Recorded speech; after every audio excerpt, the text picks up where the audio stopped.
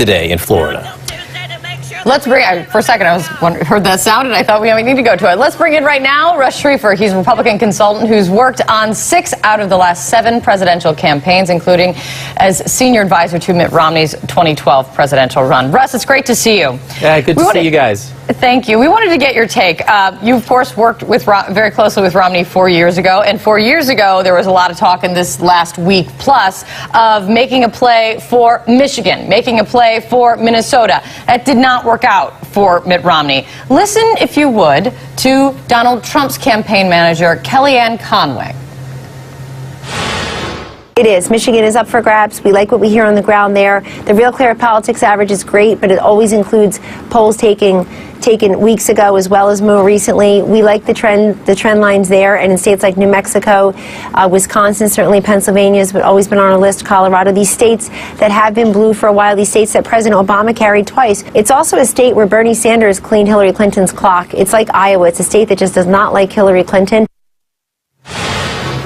So, Russ, in this final sprint, when you hear Michigan we're making a play for, New Mexico we're making a play for, Wisconsin we're making a play for, Pennsylvania as well, how real is it?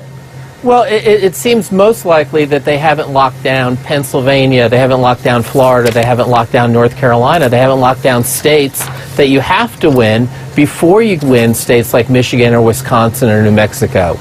We've always believed, I always believe that if a Republican's going to be winning a state like Wisconsin or New Mexico, you're going to win. You're going to win well over 270 electoral votes, and you're going to have won all the must-have states like Florida, like North Carolina, and like Ohio. So when you start to expand the map there, it's either one of two things. Either you feel so confident that you're going to almost run the table, or you start realizing that some states like Pennsylvania may not be working out for you, and you have to figure out another way to get to 270 and do the math. Quickly, if you had to bet, and I'm going to make you take a stand, which one do you think it is in this case? Well, listen, if I find it interesting that if I were part of the Trump campaign, I would be putting him on a bus and taking him from Philadelphia to Pittsburgh because Pennsylvania, to me, is the must-win state for them. Okay, Russ. Yeah, okay. So, I'm sorry, I didn't mean to jump in. I was going to say, so 16 years ago, it was 16 years ago, you and I were sort of both in the same place. I was covering George W. Bush, and you were working for George W. Bush. And days before Election Day, this big story breaks of a DWI back in the 1970s. And this wasn't an October surprise, this was a November surprise, right? So people, very different obviously between that and James Comey in the emails, but they're both late crises to hit campaigns. How do you deal with big news so late, and how would you assess how the Clinton campaign has dealt with it?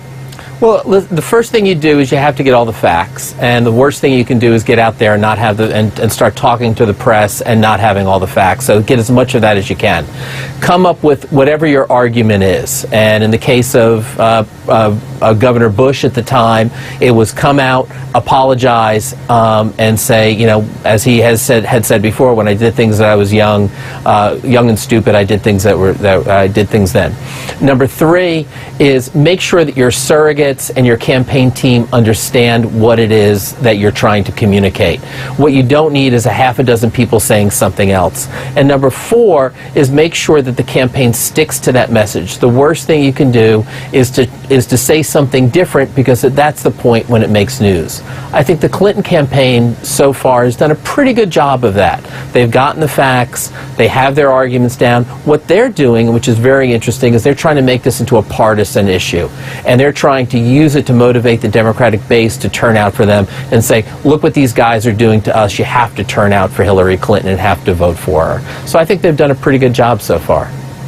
But Russ, we talked about Trump's travel schedule. Let's talk about Hillary Clinton's travel schedule. She we just found out, added to her schedule going to Michigan later this week. Is she going there? Kind of a similar question what John was asking you. Do you think Hillary Clinton is heading to Michigan because she wants to or because she needs to?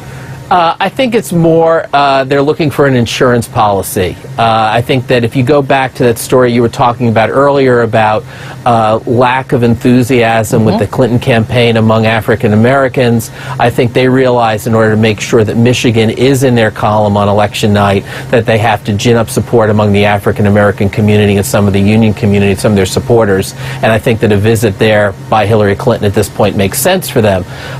But listen, it's probably not where they want to be. state. They'd rather be in Arizona. They'd rather be in Indiana. Other states that Barack Obama either came close to or won in 2008 that would expand the map for them. Russ Schrieffer, always great to see you. Thanks so much for being with us. Good seeing you guys. Thanks, Russ. All right, soon we are going to hear from Donald Trump himself in Florida, his first of 3 stops there today. Obviously a big push for that very big state. Look at the live pictures right there.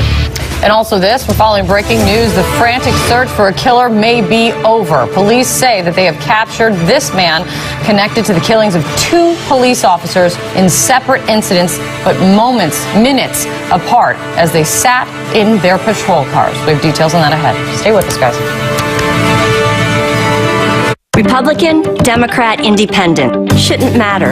Energy isn't a partisan issue. Producing more oil and natural gas here means more opportunity, more growth, more security for America. Who can't get behind that? I'm Kim, and I'm an energy voter. You've just